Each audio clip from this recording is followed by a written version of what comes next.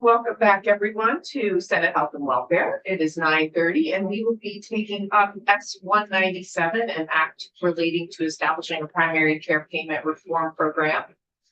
We have some folks who will be sharing some information with us today. And first one up is Chris Town, CEO of Northern County Community Health. Senator, may I just make a brief introduction with the people we have in the room? So for the record, Mary Kate Bowman, Director of Public Policy for Bi-State Primary Care Association. I want to welcome a couple new people we have in the room. Tess Kinning is Bi-State's President CEO. She works with a lot of federal policy and supporting our FQHCs in both New Hampshire and Vermont. We have Stephanie Pagluca, who is the director of our recruitment center. They work really hard to bring in doctors, PAs, nurse practitioners, and dentists in recruiting across the country, bringing them into New Hampshire and Vermont to work. And they not just work with FQHCs, but work with any healthcare organization. And she is also a wealth of all recruitment, retention, anything workforce development related policies. So if we have questions, I just want to recognize we have an expert. And then we have our two CEOs, Chris Town and Michael Costa, to talk about primary care, especially in the FQHC setting. So wonderful. And thank you. Thank you. Thank you very much. And thanks for being here. I should say that Senator Lyons will be back. She's at a meeting this morning. I'm Vice Chair Martine LaRock-Ulick, and I will be trying to run the meeting as best I can until she gets back. And why don't we just quickly go around the room because we have three new members. John Moyes. John Benson from Orange. Incomings from Washington District right here. Wonderful. Okay. So would you like to? That's a 10. Thank you.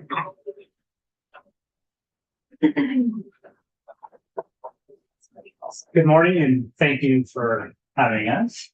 I first wanted to start by thanking the committee and the legislature for the support last year.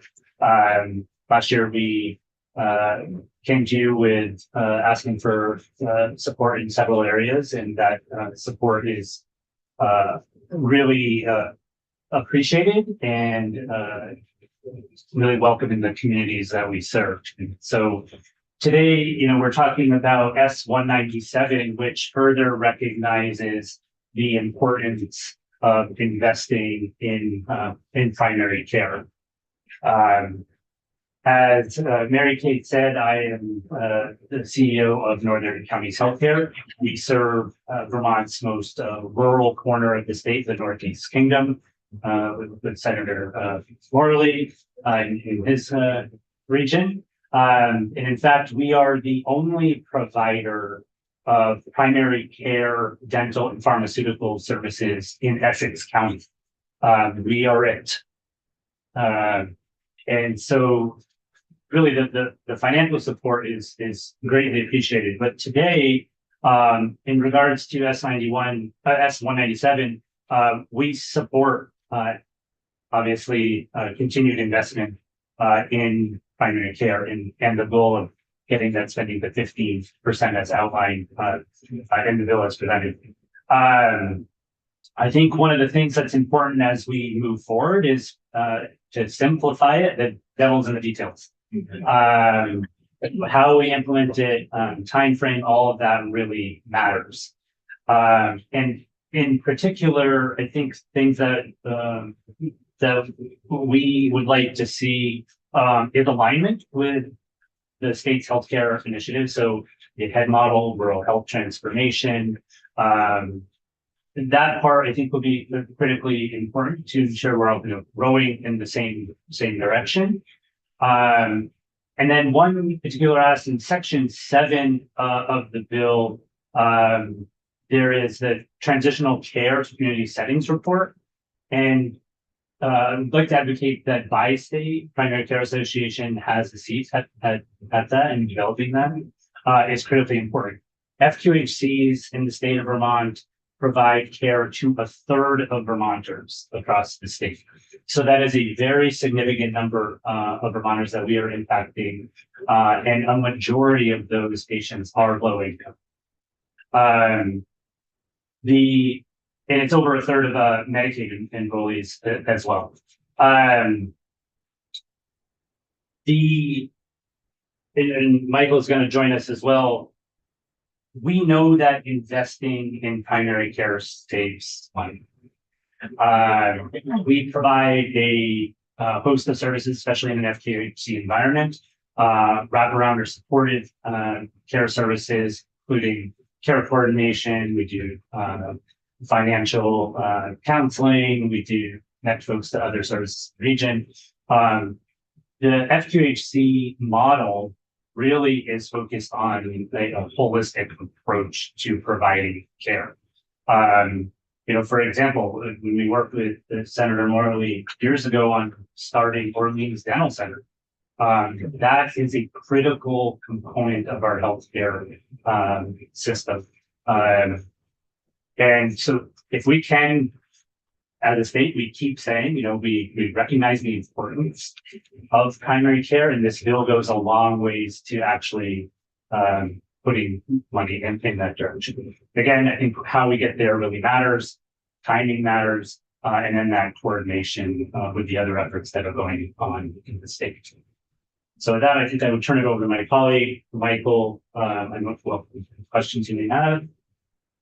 I have different questions. Sure. But does anyone else have a question? So could you mind fleshing out a little bit the one of your first recommendations, which is to align with the state plan? Because we talk a lot here about how a lot of our plans around healthcare are sort of in the developmental phase and they're not fully cooked yet. And if you have a sense of that, I would love to hear it.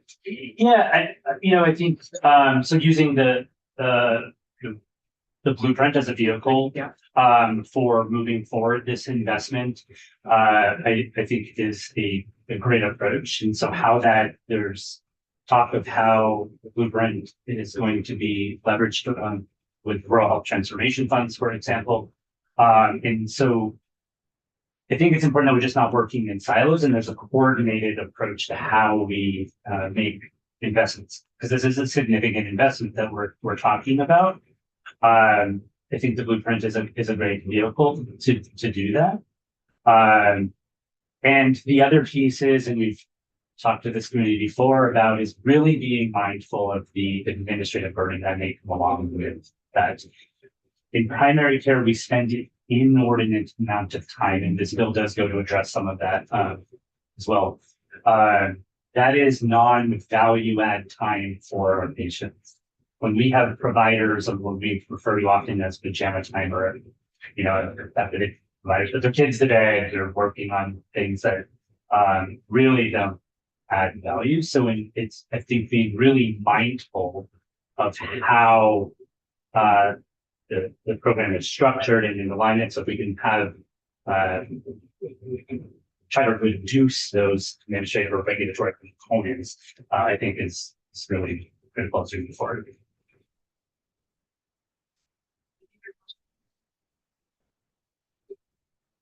We're talking more about collaboration in this room. So yeah. Okay, great. Well, thank you very much for Great. coming.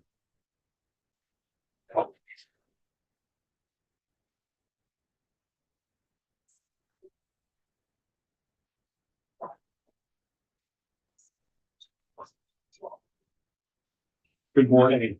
For the record, Michael Costa, President and CEO of Different Healthcare.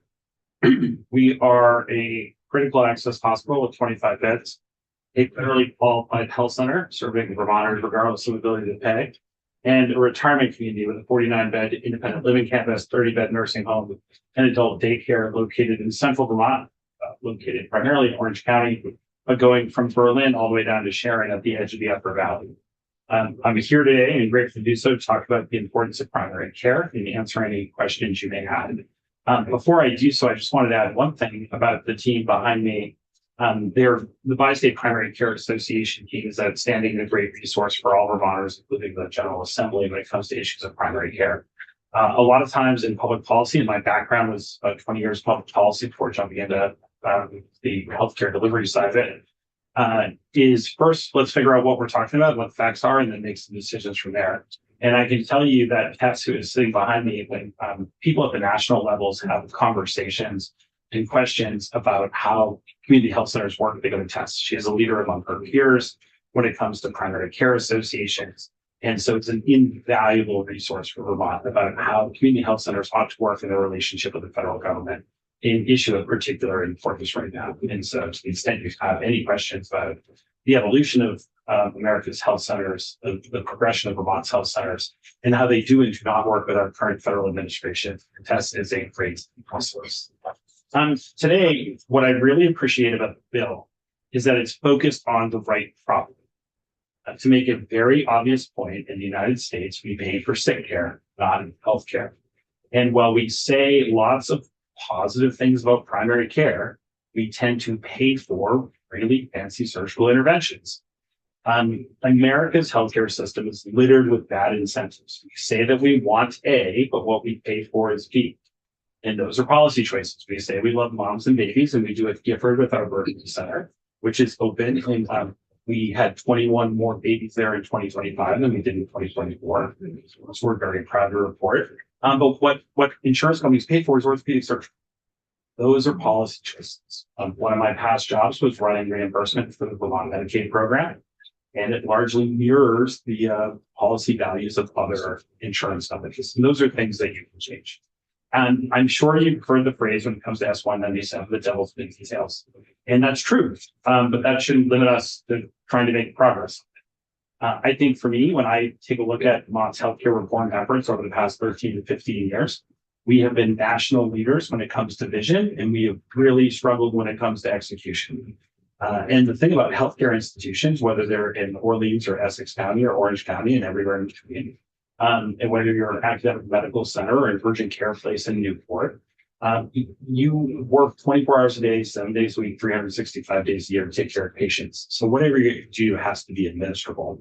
And so as we try to push investments from acute care and the hospital side of things into primary care, where we make a real difference in people's lives, we just have to be mindful of how that's administered and that it doesn't add to the estimable administrative burden. And Senator Gulick asked a great question of Chris of, okay, it should align with the plan. What does that mean? Let me give you one simple example, and you'd have to have folks in here from the Agency of Human Services and Blueprint to talk about it. Blueprint has been a great program. It gives you very small dollar amounts for very discrete things.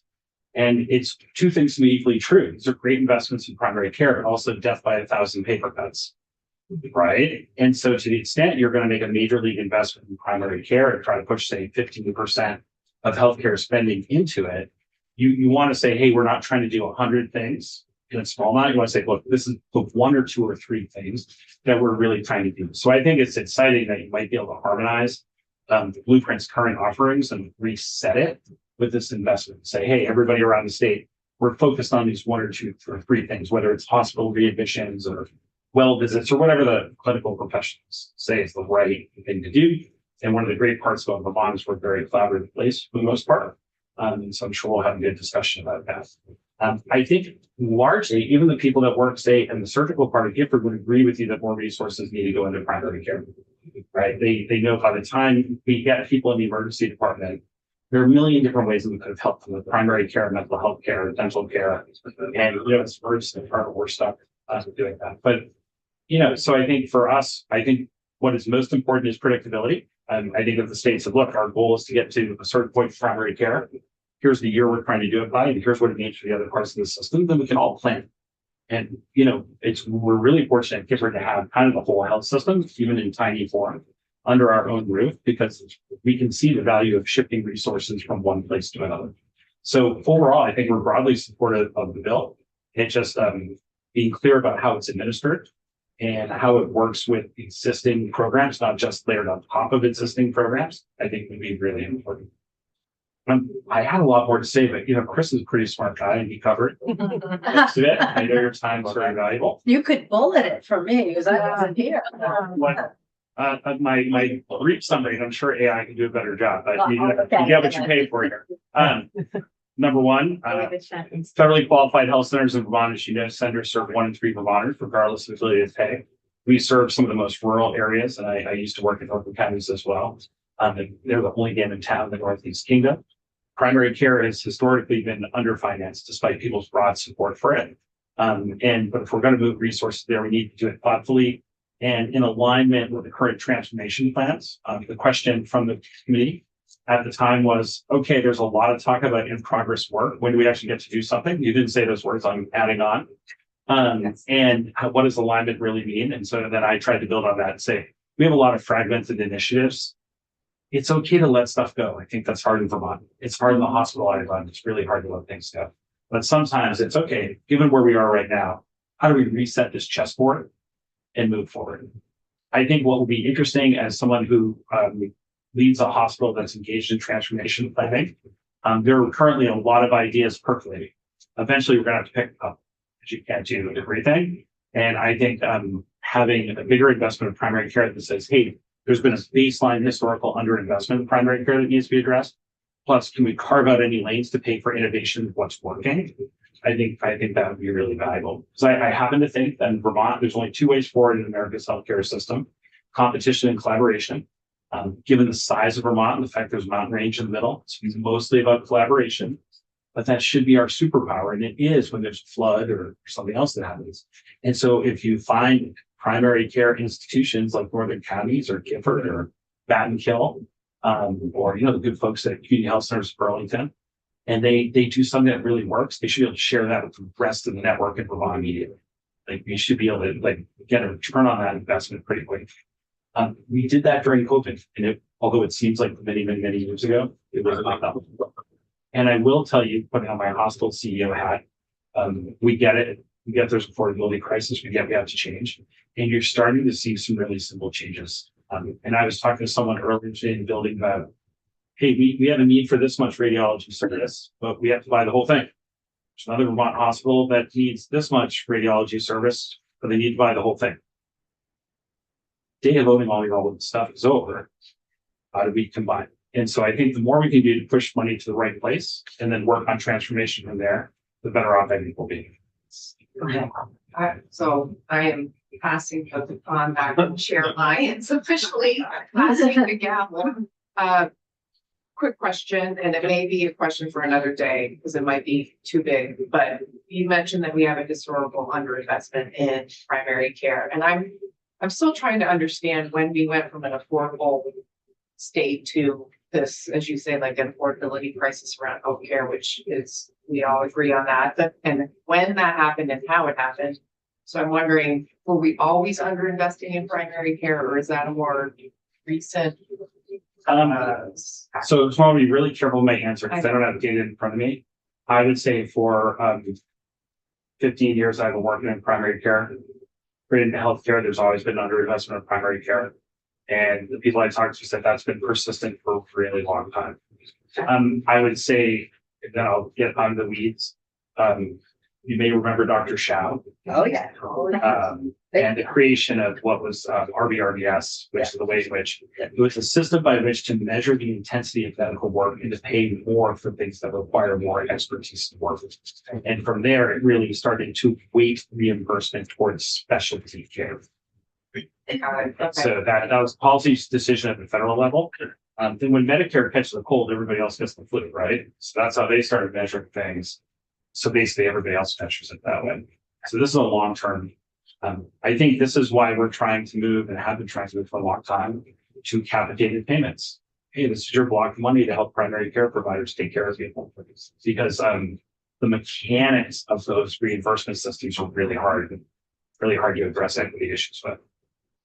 Right. I know. I remember writing a little short paper back in the early 80s about the effect of regulation on medicine and how it's done a couple of things, including increasing the number of women in medicine, but also decreasing the availability of primary care by reducing costs there.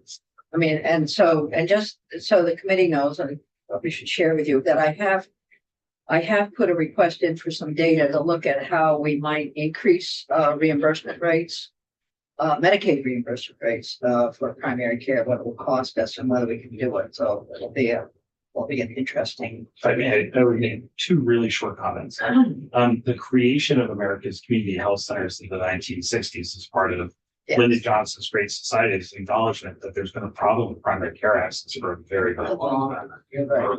That's the second thing I would say is the best time to have fixed access to primary care would have been 50 years ago. The second best time is right now.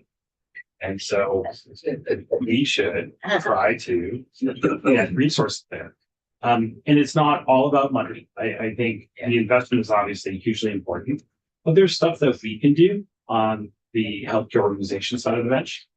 For example, Gifford over the last year has eliminated its waiting list by unclogging our schedules, right? So two things we can do true. We need more investment. We also need to do better.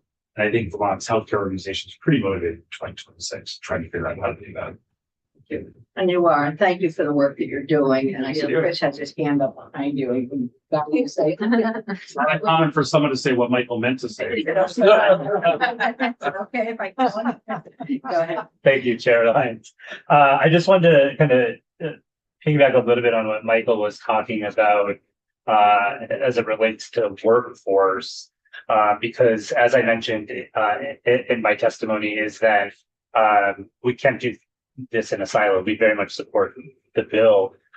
We can't lose sight of the workforce component. And I realize we're here talking about S197, but also support S142, which is the bill to provide a pathway for internationally trained providers. And so I do think that is critically important too as we move forward, as well as restoring our investments in AHEP. If we're going to increase investment in primary care, we need the workforce to be able to do that. I was chatting with the governor this morning and others at the coffee hour that we've been looking, as I said, we're the only provider in Essex County. We've been looking for almost 2 years for a physician in Island Pond. We need to have a solution to do that. You know, the Maple Mountain Consortium, I think, is going to go a long ways in helping to address that. But I also think that S142 could also provide a pathway there. And I know Stephanie, who Mary Kate introduced, has a lot of experience in recruiting in the state as well. And so I think Bi-State is well positioned to help in those efforts. Thank you. Thank you for those comments because we are looking at 142 very seriously and doing some markup on it. And then when we get closer to budget time, AHEC will become a top of the list discussion for us. Thank you. I just, can I tell them something I'm working on in finance? Sure, finance. Good. No, I've listened, talked to Michael, I've listened to people from North Country about the difficulty of recruiting physicians. Finance, we're looking at the tax code. We have one of the highest top tax brackets in the country. And it starts at 300,000 for a couple filing jointly. New Hampshire, Dartmouth is right there and they don't have an income tax. And that's gonna pick up physician with a working spouse or partner. So I'm trying to raise that bottom rate. So maybe put the fifth bracket back in and try and eliminate some of the tax burden. Property taxes are a little harder, but we'll work on it. If I appreciate that effort. Like Chris, Gifford supports S142. I know the Medical Society has some objections. I would assume we should work through those because the supply and demand curve of workforce is nowhere close to meeting what we need in all of the above approaches. On the top tax rate, we compete with Dartmouth, period. I will tell you, and this was true at Northern Counties, that once we recruit someone to a Vermont F2HC, they stay. They love the physician, they love the patients, they love the community, they love the state. Okay. Getting them in the door when they're doing that analysis, wait a second, I can keep this much of my salary by living on the other side of the river, challenging self. Especially if you've got medical school debt. Yes, and so we appreciate any effort to make Vermont more competitive. One last question, and then we need to move on. Two last questions. And then we'll move on. And they say two short last question. I will do my best to be quiet. Two comments, actually. One, just that I had a really nice talk with the CSG folks last night, and I think it was interesting getting a New Hampshire perspective, because we tend to think everything's rosier over there, and that was not the story that I got. Yeah. So that's number one. But number two, Chris, I just wanted to say that I remember the Vermont Public story about that primary care doctor leaving Island Pond, and it was such a great story, and it's 30-something years. it's really interesting to hear the now what's happening, and it sounds like they have not found a replacement. So thank you for sharing that. One last question over here. So I just want to roll us back to 197, and I heard both of you say the devil's in the detail. So we have a bill in front of us. We're trying to move that bill. We all want to look at how to bolster primary care.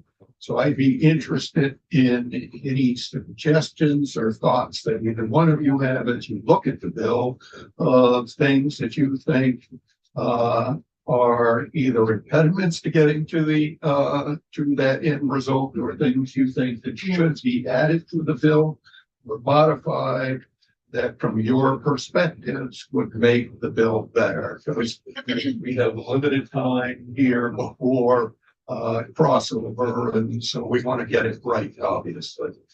So I will concur with that comment. I will say that we will be looking at some changes to the bill. So it might be helpful to look at the bill that comes before us after town meeting week, because our Ledger Council's been working as we had asked outside of committee to put some language together, and I did meet with her last night. So this is a good question for anyone in the room. Comment on the bill that the next draft that comes up. There are some differences, and I'm going to end the conversation at this point. It's a really good one. Don't like to do that. It would be great to keep you all in the room. We could go forever, because I know that our assistant treasurer is here. Great. Thank you. Thank you so much. Thank you. Thank Really you. appreciate your time. Seeing you. Thank Yeah. you. And we'll provide some testimony on that. That would be great. Yeah. Seriously, was a good question. Thank you, Senator. Thank you. Take care. Good luck. We're gonna try and get you one. We can only do so much. John will be in. Yeah, you got it. David, you played the whole. Happens often. Thank you. Sorry, thanks for your work. Yeah.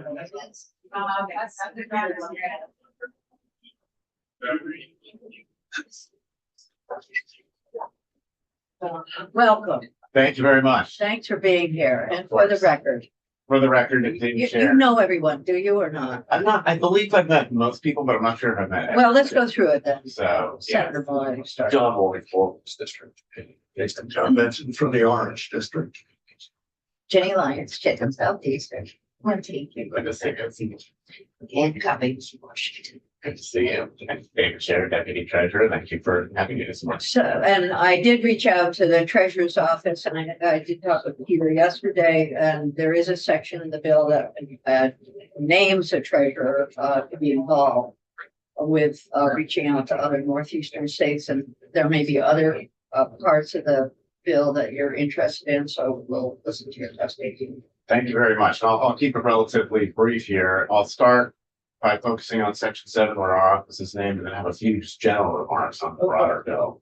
But not diving into too much detail. With respect to section 7, we are certainly happy to do the work that has been outlined for us in that section. I agree that it's an important area for us to explore a little bit more in terms of broadening out the base that would be involved in the universal primary care system. The concept makes sense. Obviously, we need to reach out to other states and see whether that is going to be plausible from their standpoint, and see what legal and regulatory challenges there will be, which there will be some. But that's something that's a scope of work that we're happy to take on. So we're happy to remain as that is stated in the bill right now. Good, thank you. That's great. Of course. And if there's any change to the language that you think would help, you can send that in and we'll include it in the next draft. Thank you. We'll Okay. take a second look and let you know if Yeah. anything strikes us. With respect to the Bonner bill, I won't dive into the details. Obviously, our office isn't named or involved in a detailed way in it, but I did just want to pass along the treasurer's appreciation for the committee's focus on it. Obviously, healthcare costs, as we all know, are a serious concern in Vermont that impacts a lot of areas of life and imposes economic challenges on us all. In primary care in particular, it's an area that it needs critical investment to help tackle those broader costs. So the treasurer just wanted to make sure the committee understood that he appreciates your work. He's working, he has a different bill that's finding its way through the other side that would hopefully have a little bit of an impact on healthcare costs, but this is another area for critical focus, and he appreciates the work on it. So it's happy to be helpful as he. And that is my testimony, but. But that's terrific. We are working on another bill, and I think that the next question belongs in the other bill, but it's actually a question about having the treasurer involved in a task force to something that I've been interested in, the committee has been interested in, and that is bringing together some of our public employees into a single risk pool, having a task force that might look at that. How could we do that?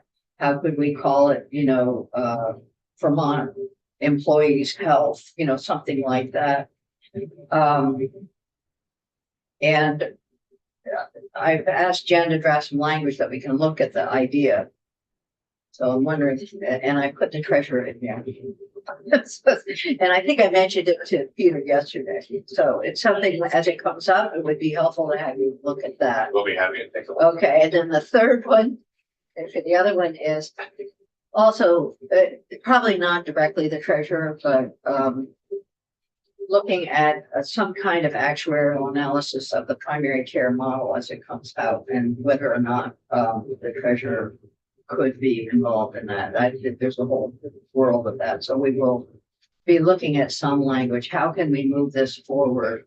But we're going to need some study and some analysis. We can't just do it. Everybody would like to suggest we do it with a tax or something else. So we need to know because there is some funding and fundamental to this. So we'll keep you posted on that. Please do. Thank you. Happy to be involved. I was going to say, we're talking with other states. My other half, health insurance. If we could work collaboratively and share our insurance pool and make it larger, yes, That's the point. would be helpful. Yeah. We work collaboratively with Maine and then other states are trying to get a handle on pharmaceutical costs. Well, that, yeah, treasurer's all over that. I know, then Maine elected a governor who didn't want to do it, and the whole thing kind of fell apart. But that collaboration of small states may be our future salvation. Right. Now I realize the concept makes a lot of sense, and there are some legal and regulatory challenges. Yes, that are always are. But we're happy to take a look at that. Yeah, I mean, while you're talking to them. Exactly. Yeah. Well, thank you. I mean, well, one of the things, I don't know whether it's in section 7 or not, is a communication back to the health reform oversight or this or Yes, that that's committee. exactly so. I don't, is it in section 7? Yeah. Yeah, that's good. Yeah. We So didn't forget that. no, that's in there, and we'll be happy to get that for you. Terrific. Okay, Yeah. thank you. All right. This is great. Yeah, it's time. I think Senator Cummings hit the nail on the head. Gotta expand Exactly. the pool of God. It's great. Thank you. All right. Thank you. It's good to see you. Good to see you. So I'm glad that you were patient and waited so that. Oh, it's no problem at all. Yeah. Yeah. Is there anything else I need to know, Senator? We did do a vote on S 197 and sorry, page 237. Got her attention. That was me. Page What's that? we held it open for you, so if we want to sort of put I will point on vote. that. Okay. Great. All right. Yes. Yes. So that vote is 4-1-0. Can I ask the voter to next? Absolutely. All right, thank you. And that was page 237 and act relating to prescribed by doctoral level psychologists. Thank you. Thank you. This is favorable with amendment. Is there a reporter? No. Yeah.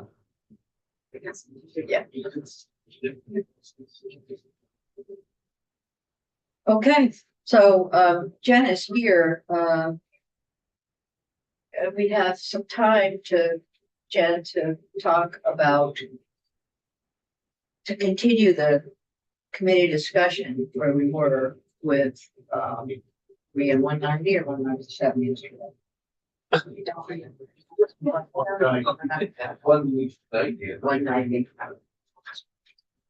And what I'd like to do is to spend just like 15 minutes on that, and then we'll take a break and come back for 189. I think we got to do a second one. It's your own section 2. It's 237. Go to finance or approves Going on better here. prescribing. And so What you said? It does not, it doesn't have to be. Doesn't have to be. Well, that's the meter. I know, well, if it's. You know what? The Senate decides it goes, it goes. I don't see it. Jill. Yeah. Joe. Sorry, I'm doing three things at once. I apologize. If you don't leave, we can dive right into S 189 and your testimony. Oh. Okay, And that way we can consolidate our committee discussions around the board. Okay. I'd be happy to do that. If you don't mind, I need to inform the people I'm on a conference call with that I'm hanging up. Could we delay 5 minutes? Wow.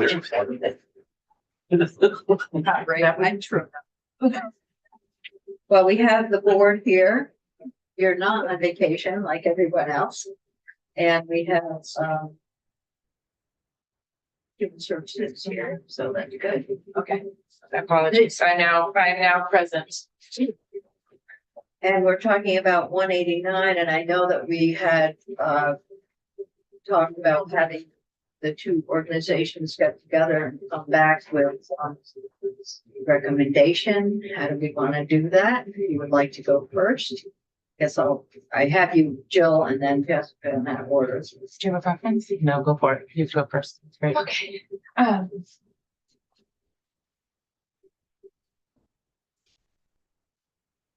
Sorry, I don't have all the papers right in front of me yet. I'm Jill Olson. I'm the Vermont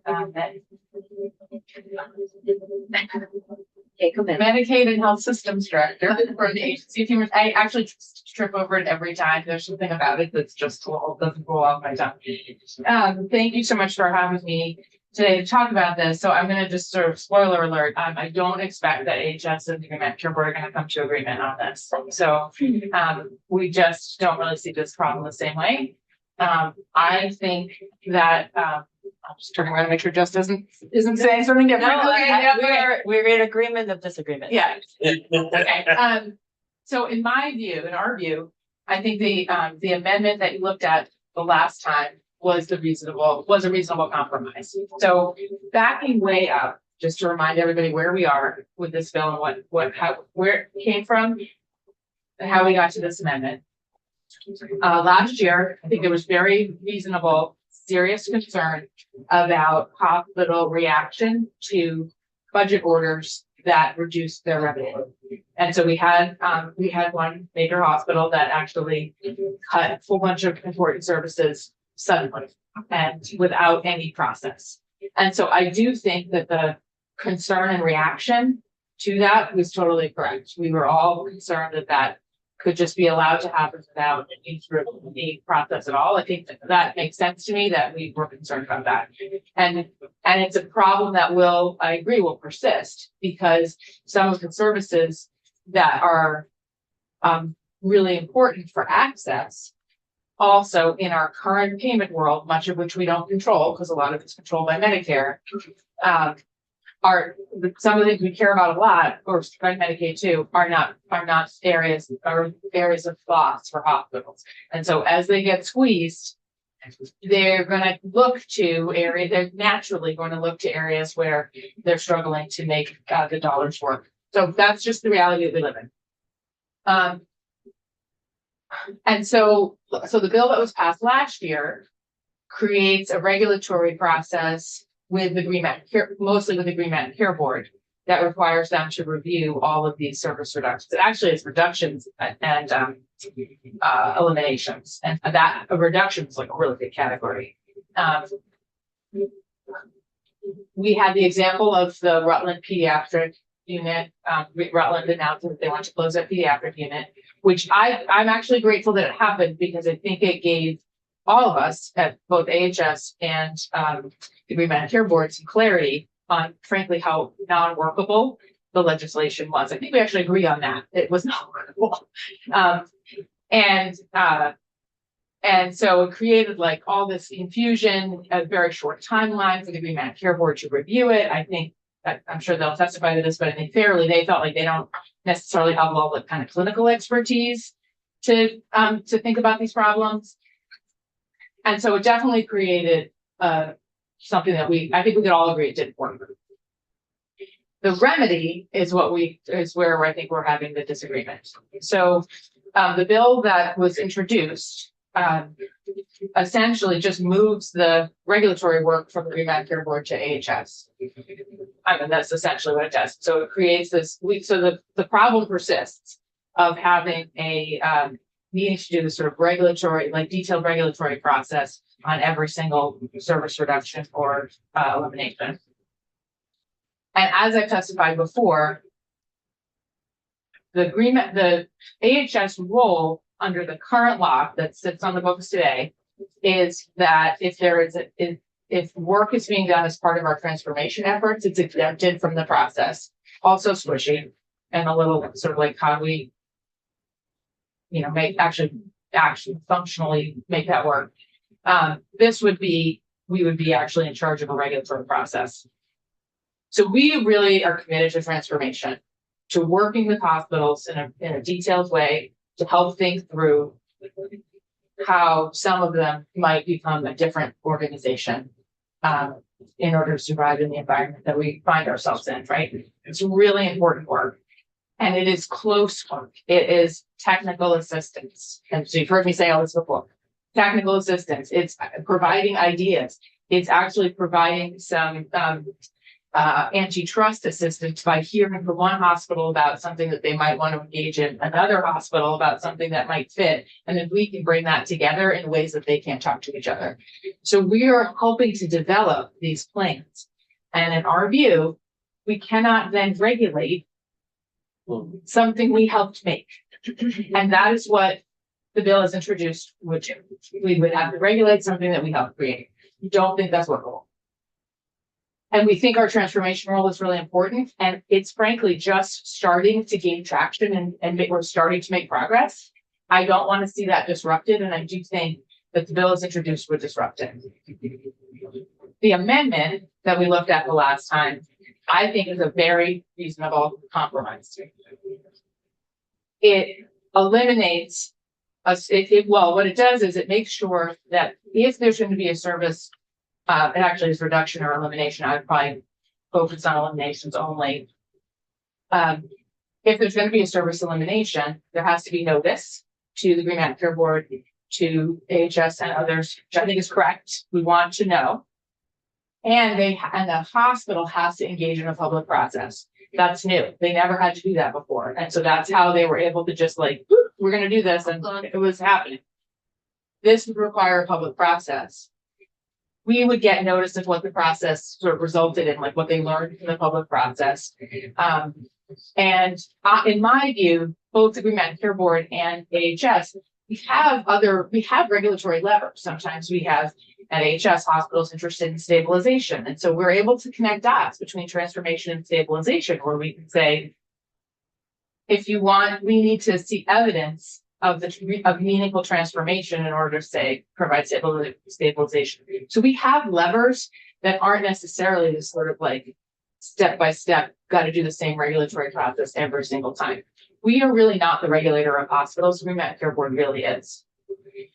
And it's their budget process that is sort of creating some of this tension. Not all of it, some of it's the environment, but if a hospital has to keep something open, they are going to have a budget that supports it. Like that is sort of another question, is like, if we say no, then what? You're going to a question. That's okay. Yeah. And that is, I think public processes get in the bill, like in, so say the hospital wants to reduce or eliminate, Yeah. whatever you want, a service. And then they go through this process and the public says no. I'm just curious if they say, no, We supported it here. we want the service. How do they get the money? Or how do they maintain that service? I think that is the challenge, and that's part of that's what we're trying to figure out with transformation. How can we help hospitals figure out a way to do the things that are critical while remaining viable? And there's no easy answer here. There's no easy answer. And some of the pressure is from, federal pressures, like how much Medicare pays for what, that absent of a payment model that includes everything, which we don't have right now, right? Because we're between federal agreements, it's not going to be so easy to solve. So, yeah. I'm just curious if that does occur. This bill doesn't fix that problem. No, it doesn't fix that problem. And I think our view is, if you really think there should be a regulator involved, it should be the one that's in charge of the budgets. So if you really think there should be a regulator in the mix on saying no, I think it has to be the regulator that has control over the hospital budgets. Okay, so now we have. So we don't agree. And I would say again, I liked your amendment because I thought I thought it sort of created a framework where the most important things happen, the notice. Okay, we get it. Yeah, We got it. So we understand the AHS position. We understand that AHS did not come to some agreement with Agreement Care Board. We also understand this is the board's proposal in the bill. So we'll come back now, we'll bring the board up. And we also stand the conundrum that exists all around us with the planning, the transformation, the regulation, the implementation, etc. We get it. So Right. we're good. Thank you. So now we hear the board side of this, and then we'll. Happy day. It's kind of the rock and the hard place that we always get squished into. I think it's clear. I do.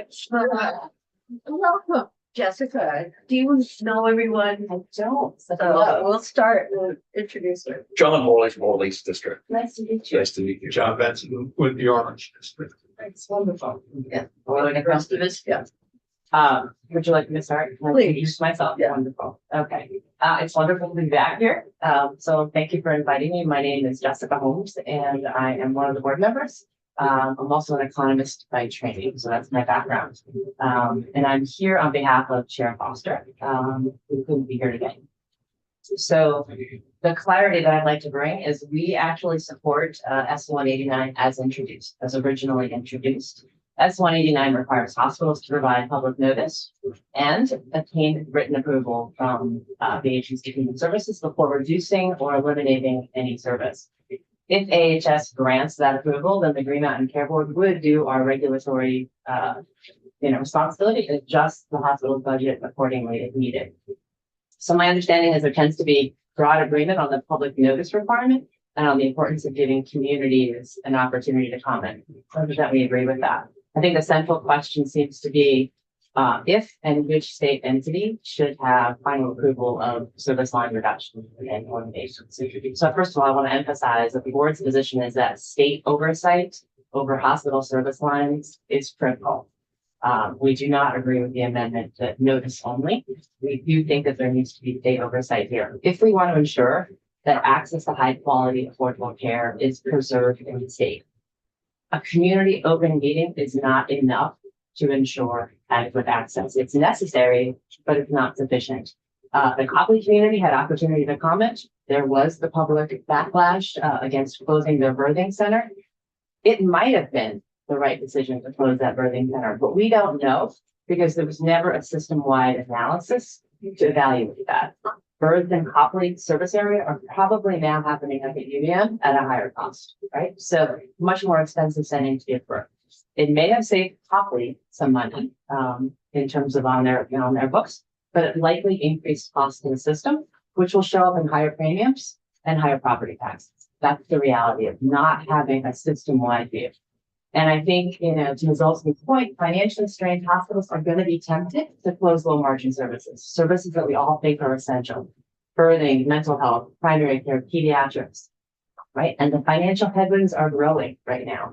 We're seeing it in the federal subsidies being sunset. We're seeing it in a shrinking commercial population because of our aging population and Medicaid eligibility changes that are coming from the federal level. So more reductions and more eliminations are likely. We need to have state oversight. That is what's in the best interest of Vermonters. If you want to go with the proposed amendment where nobody approves, and it's just notice in a public meeting, you're going to see reduced access. You're going to see potentially higher costs and care deserts. I implore you, please don't do that. So who should do it? Right? So S189's approval standard is fundamentally about whether a proposed service line reduction is consistent with Vermont's healthcare delivery system strategy. So state review and oversight is really about ensuring that no one hospital's financial decision has a negative impact on access to the system, cost to the system, and quality elsewhere in the system. AHS is uniquely qualified to do that system-wide assessment. And I'm going to tell you why. First of all, you know why. Because the legislature has already entrusted AHS to do this work. Through Act 51, through Act 68, you charged AHS to lead the development of a statewide health care delivery system strategic plan, to coordinate transformation planning across providers and regions, to assess the impact of individual hospital transformation decisions on costs, premiums, access, and health outcomes, and to track whether those decisions collectively move Vermont towards lower costs, improved quality, reduced inequities, and increased access to essential services. If the statutory test is for approving these service cuts is alignment with the state's delivery system strategic plan and community health needs, the entity responsible for delivering, developing, and stewarding that strategy should be the decision maker, right? The legislature has also provided AHS with the resources to do this work. More than $4 million in state funding for transformation this year. I also want to bring up the federal rural health transformation program dollars. AHS has just been awarded $1 billion over 5 years to lead transformation of our healthcare system. For this year alone, this is some of the data that I have that was made available online. For this year alone, AHS is allocating $15 million to, and I quote, hire a vendor to gather and study data that will inform hospital and regional transformation planning over the next 5 years, and to provide modeling to assess the impacts of proposed reforms on cost, quality, access, and sustainability across Vermont's hospitals and regions. It's $15 million for a data analytics consultant. That's exactly the modeling that needs to be done to make the decision on whether a proposed service line change at one hospital doesn't harm access, cost, sustainability, and quality elsewhere. We don't currently have at the Green Mountain Care Board the analytical capacity to do that system-wide review, and we don't have the $15 million to hire somebody else to do. Okay? My understanding is that AHS is also allocating another $2.5 million to quote, hire a consultant to develop and implement a system-wide healthcare strategic plan for Vermont that will, I quote, provide a roadmap for healthcare delivery system reform, promote access to high-quality, cost-effective services across the system, and ensure, it's important, a coordinated, data-driven approach to organizing and sustaining Vermont's healthcare delivery system statewide. Right. So again, whether you call it innovation, transformation, healthcare design, AHS is building the roadmap. They're building the roadmap about where hospital services should be. And they have millions and millions of dollars to do it. So it's really important. They're building the roadmap. finally, my understanding from this document of the rural health transformation funding is that AHS is allocating potentially $27 million to supporting health providers in adopting tactical regional care strategies that will shift appropriate services from hospitals to non-hospital settings to create regional hospital services and centers of excellence. If AHS is allocating the $27 million towards, strategies to move care out of hospitals, right? They're going to have to allocate those dollars effectively and impactfully. They're going to have to evaluate and decide whether the proposed shifting of services reduces costs, improves quality, and retains access. They're going to have to do that. So again, they're doing this work. So our position is that state review and approval needs to happen, and that the decision-making authority should lie with the entity that has both the statutory responsibility that's already been given to them and the financial resources to assess these system-wide impacts. They've accessed over $45 million this year alone to do the data analytics, the transformation work, and design the system. I also want to add, AHS is also the payer, a payer. And that matters because many of the essential low margin services we're most concerned about losing, birthing, primary care, pediatrics, dialysis, mental health, depend heavily on Medicaid for sustainability. So if the state determines that preserving access to those services is necessary, right, then doing so may require some action, right? A targeted increase in reimbursements, a stabilization grant to help that hospital, or some other programmatic response. AHS is uniquely positioned to do that work. The Green Mountain Care Work does not have resources to allocate. We are not a payer. In fact, with due respect, the question was a good one. And if you listen to Ms. Olson's answer, when you said, what happens when a hospital wants to close a service? Ms. Olson said, well, that's the work of transformation. Exactly. That's why AHS should do this. I think that she answers the question. So in short, analysis and approval should really rest with the entity that's responsible, has the finances and has the programmatic capacity to not only estimate and evaluate system-wide impact, but frankly, to coordinate a response. Okay. Can I just say one more thing? Yeah, because before we go to questions, one more thing, because I think it's really important. They also have more detailed information on quality than we do. So serious reportable events are reported to the Agency of Human Services, the Department of Health. We don't have access to that. And I just want to end with, it will be incredibly wasteful of taxpayer dollars, right? For us to have this authority, we would be having to duplicate the expenses that are already being made to do the analysis that we would need to make these decisions in an evidence-based way. It would be absolutely, bureaucratically wasteful and counterproductive for the Green Mountain Care Work to come in and second guess AHS's strategic planning decisions, their transformation work. What happens if hospitals, AHS, and other providers are spending huge resources coming up with these plans, and then the Green Mountain Care Work comes in at the last minute and says, oh, we think that we should have a different process here. When you're a different process, we think we should cut this service. We're not going to allow you to cut this service, right? They're leading transformation. They always have. Deciding what service lines are where are part of that responsibility. Okay, thank you. And if you could provide your written testimony. I can. You want me to hand it to you? Yeah, Or email it to you? Just email it to I Colette. can. Thank you. Okay, so here we are. Wait, do we have questions, I think, Jessica? Oh, yeah? Yeah. Okay. Still in the hot seat. All right. Go ahead, Senator Morley and Senator. There's Benson. so many questions. All right. I just will say one thing. I will point out what I remembered yesterday, and that is Act 68 says collaboration, and collaboration comes in many different ways. Either it could be a hallway conversation, that's happening, or it could be the way that the responsibilities of two entities come together in decision making. So, and that we have written into statute already, but we're also listening to make improvements to what we have done in the past. And I'm hearing you loud and clear, both of you. Thank you. So I kind of think of this as you're kind of a quasi judicial board of the state. So we'll go back to my example. And say that AHS makes a decision, listening to the public, listening to the hospital, all the information they got. They say, okay, we're going to eliminate X. And then you're gonna have to decide, I take it, whether or not ultimately you're going to give more money to keep that, or don't keep it and it goes somewhere else. No, if they decide. Yep. Eliminating is okay, we would just adjust the budget accordingly. They've made the decision. Okay, They have done the system-wide view, right? They have assessed whether that reduction, what impact that reduction will have on access in that hospital service area and elsewhere in the system. They will have done the analysis, assess whether the costs are rising elsewhere. Once they've made the decision, we would adjust the budgets accordingly. okay. There's revenue that no longer is coming into the hospital from that reduction of service. We So would then- adjust it. So then why, that's another question, why aren't they the ones that are determining whether or not they're gonna get the increase or the decrease? The increase or decrease in hospital budget. Yeah.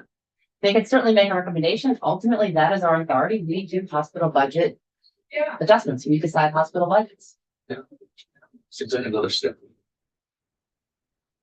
I think the problem would be if they do all the analysis, design all this transformation, and it comes to us, we have to then do the exact same work. That's duplication Yeah. of effort, No. taxpayer dollars. My point would be, they're already doing it. That's what's been charged. That's where they have allocated resources. They're already doing it. Having us do it on top would be duplicative and wasteful and potentially counterproductive. You see, there's some other problems here, but in terms of this one, as I hear both, both parties, we have one that considers themselves the planning tool, AHS, and Green Mountain Care Board has more of a regulatory oversight role. And we're developing a process here that talks about how we either reduce or eliminate a service in a hospital. So to me, if you go to the planning group, their responsibility is if the hospital wishes to eliminate a service or reduce it, they do the analysis. They look at how it affects the statewide operation, what it means in terms of cost, so forth. They provide that information to you. You are the regulatory side. And with that information, with the public information, with the hospital's information, you should be able then to make a intelligent decision whether this makes sense for the hospital to eliminate that service, or if it needs to maintain its service, because what AHS has told you is that will be very disruptive to the overall state network. So I don't see the big problem here in terms of defining If I may, let me different just- services. let me ask a question. Or let me answer that with a question. So when the Rutland case came before us, Mhm. we had to evaluate, they pulled at the last minute, but there was a request for a reduction or an elimination of pediatric inpatients. Right? We requested an analysis from AHS. We really didn't get it. Yeah. So we did not have, what we would need is an analysis that they have the resources and statewide view on. Is this consistent with your strategic plan?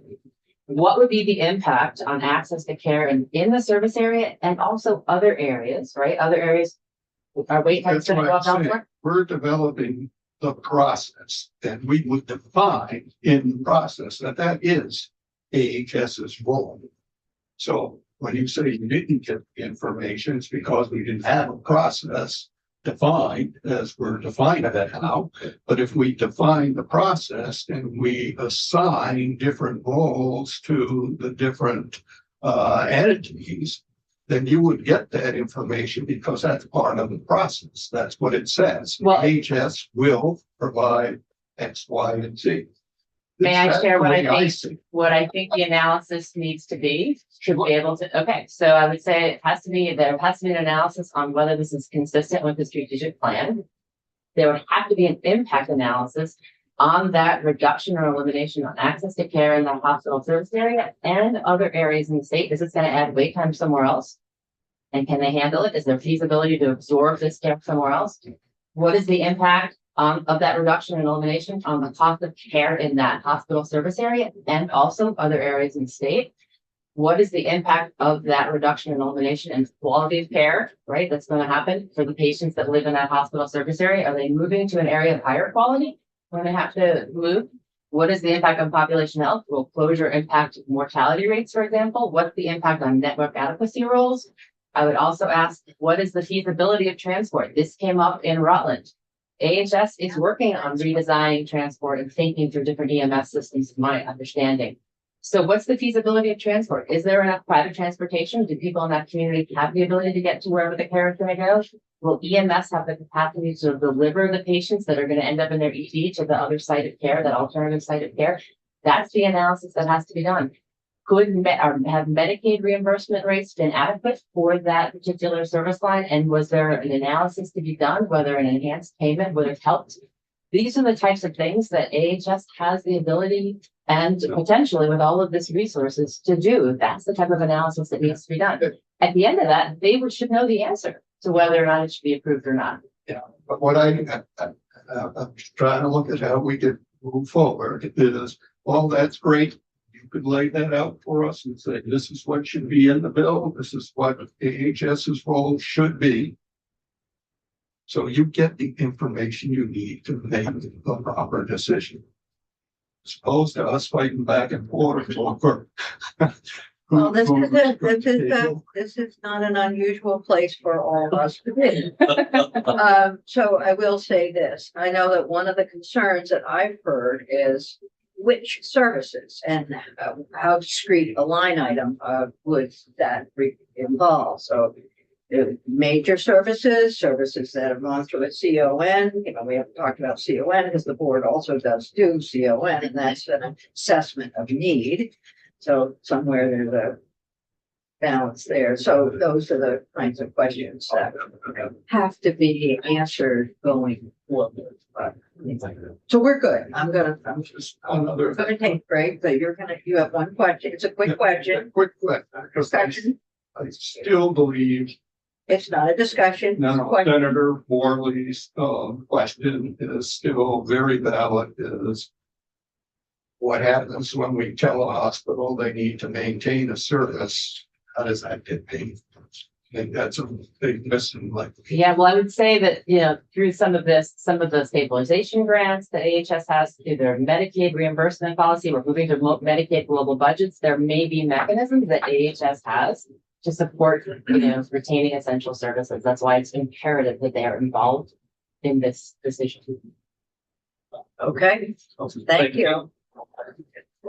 Okay, good. So we've resolved that problem. And so what we're gonna do is we're gonna take a break for 7 minutes. And we'll come back and we're gonna have we'll have to have a more robust discussion about S-189, this set of recommendations that we're hearing both from AHS and Pre-Med Care Board. It does sound like, what AHS is doing would provide the data that the board needs. One of the problems is right now we're in a huge time of limbo and transformation. So it makes it really difficult to pin this all down for either the board or for AHS. Thinking maybe there's a timing piece to all of this, because there is a timing piece to the statewide plan. It's not that 28. So, it's the matter of, God, how are we juggling all of this? Not maybe you. How are you juggling this in the interim when we don't know the outcomes? We don't know what the regions are going to look like and which hospital is going to give up or which one's going to do this. So making this decision for right now is stepping into the middle of the cake in the middle of being made. So, not there yet. But so we'll have to